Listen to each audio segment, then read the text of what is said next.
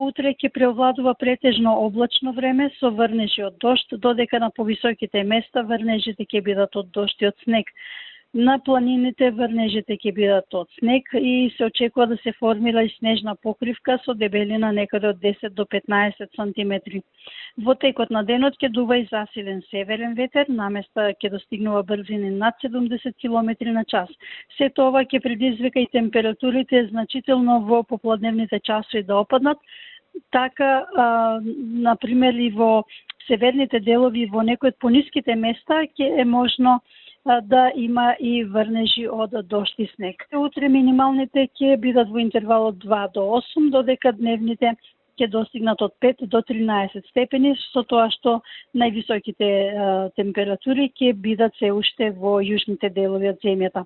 Во Скопје и околината претежно облачно со врнежи од дожд и со засилен северен ветер. Кон крајот на денот на околните планини во Скопскиот регион врнежите ќе преминат во снег. Минималната температура ќе биде околу 7, додека максималната ќе достигне до 8 степени.